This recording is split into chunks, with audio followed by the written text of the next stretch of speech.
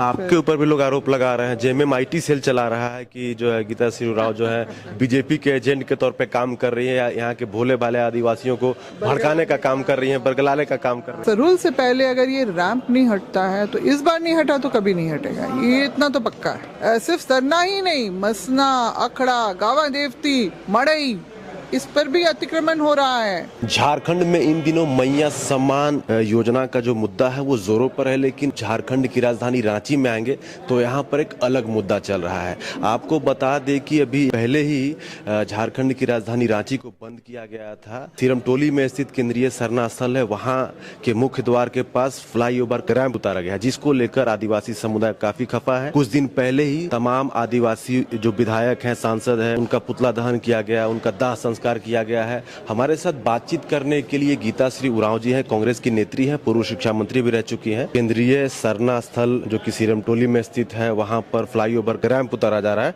जिसको लेकर बड़ी विवाद हो गया है। कुछ लोगों का कहना है कि इसमें जो है बीजेपी का हाथ है, दो गुट हो चुका है आदिवासी समुदाय। बीजेपी का हाथ है क्या? आदिवासी समाज खुद अपनी चीजों को बनता बिगड़ता नहीं देख सकता है कि किसी और राजनीतिक पार्टी को कूदने की वहाँ पे जरूरत पड़े। अब जो आदिवासी समाज के लोग बीजेपी के हैं, देखिए वो मीटिंग में नहीं हम उनको शामिल करते हैं, मगर अगर कोई जुलूस निकल रहा है, कोई ऐसा कोई बात हो रही है, अगर वो आके खड़े हो जाते हैं तो हम रोक नहीं सकते हैं उनको।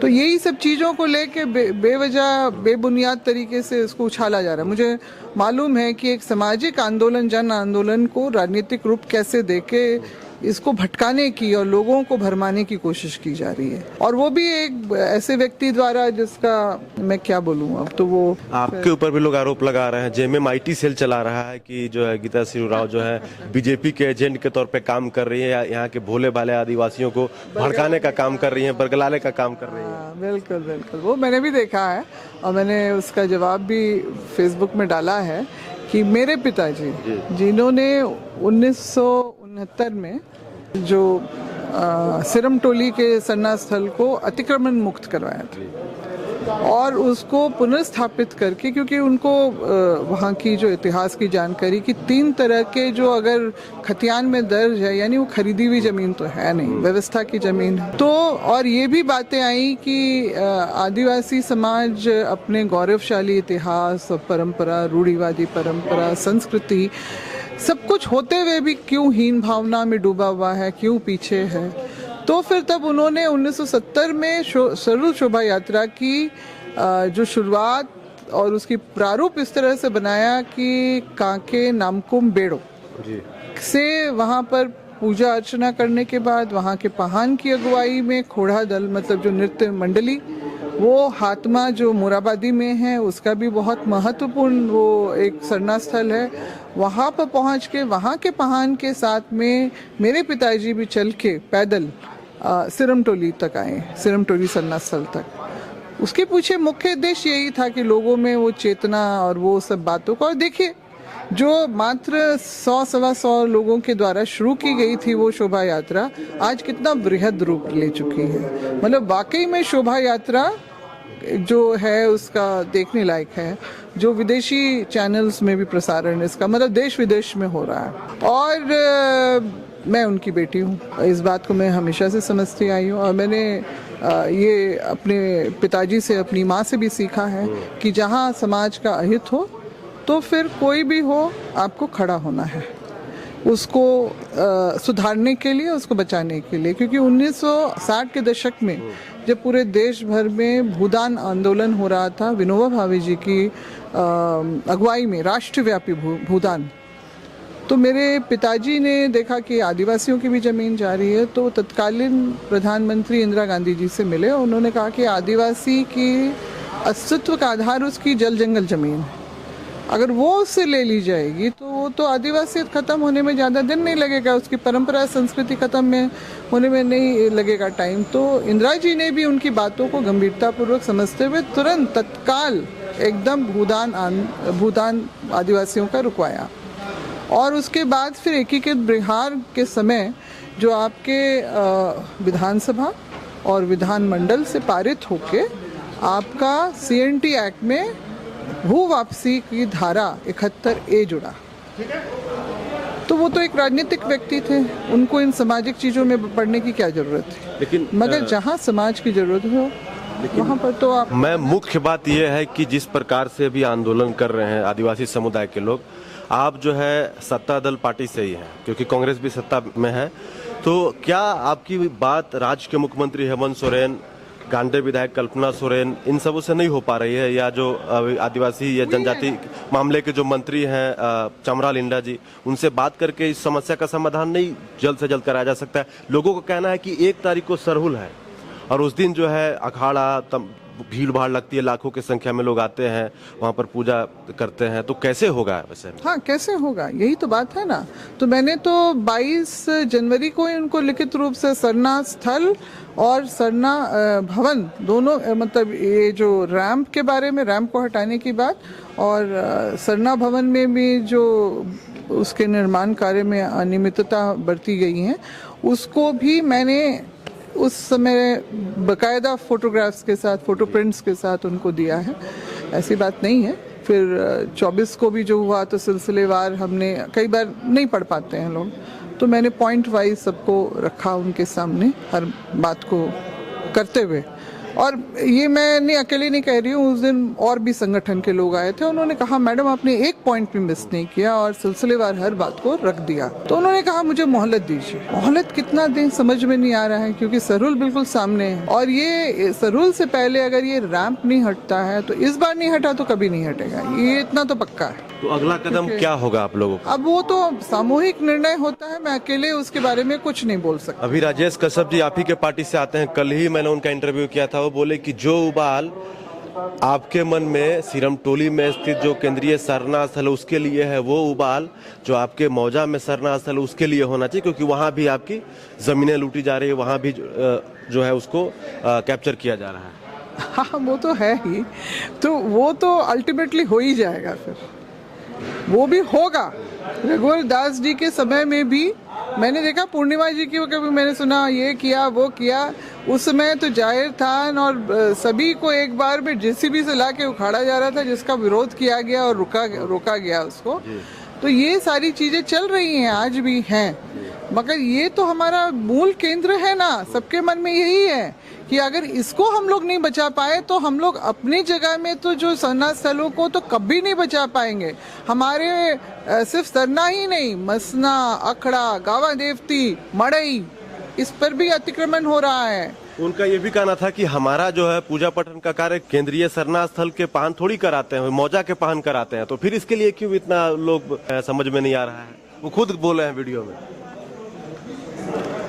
अच्छा, तो उनसे ही पूछ लीजिए ना, ये इनका जो है इस तरह का बात, फिर वो जवाब दें अपनी जनता को। फिर मैं इसका क्या दूं कि अगर इस तरह की बातें वो बोल रहे हैं तो निश्चित रूप से इनकी मंशा कहीं ना कहीं नहीं है उसको सुधारने की। सबसे बड़ी बात कि गलत व्यक्ति को जो माउथ पीस बना के अपना जो सामने रखा है, जो वो अपना बयानबाजी करता है जिस तरह से, उससे लोग और भड़क रहे हैं। एक और सवाल है, उन्होंने ये भी कहा कि 3 महीना से आंदोलन चल रहा है कि जो सिरमटोली में फ्लाई बन रहा है, उसका जो रैंप उतारा जा रहा है सरना स्थल के मुख्य द्वार के पास, उसको हटाया जाए। जब बन रहा था शुरू से, आज से तो नहीं बन रहा है वो फ्लाईओवर, उस समय कहाँ लोग थे? क्या वो स्थानीय लोग ही मतलब डीपीआर लेके चल रहे थे? पब्लिक डोमेन में क्या डीपीआर था? जवाब दें इसका।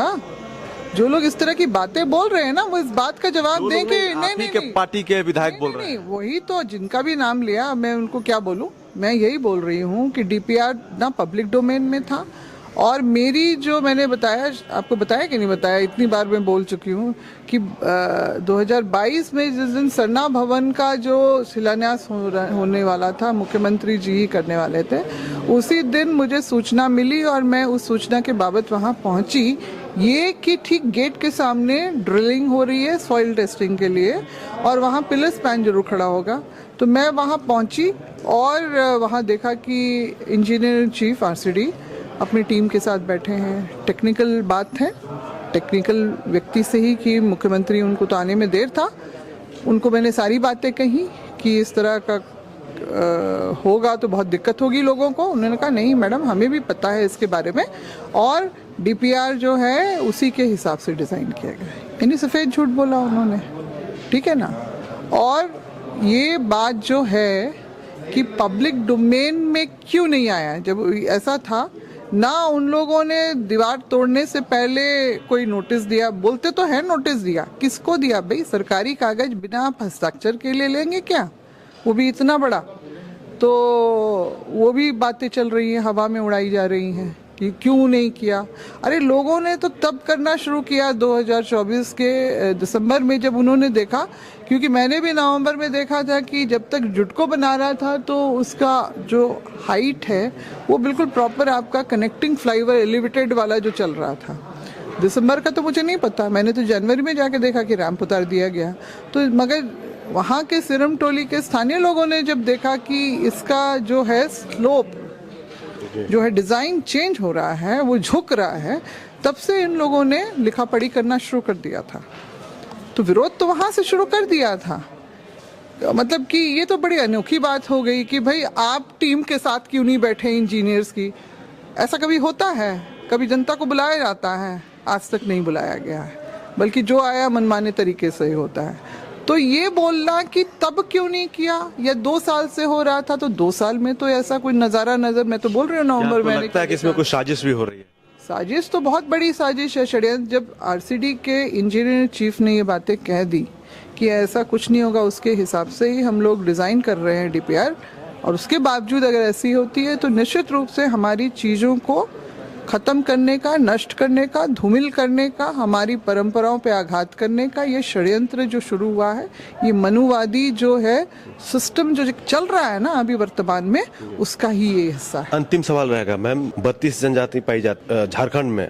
आज भी जब आप सुदूरवर्ती ग्रामीण इलाकों में जाएंगे तो बहुत ही दयनीय स्थिति है आदिवासी समुदाय के लोगों का। सरकार भी आदिवासी की है, मुख्यमंत्री भी आदिवासी समुदाय से आते, फिर भी लोगों का जो है विकास क्यों नहीं हो पा रहा है?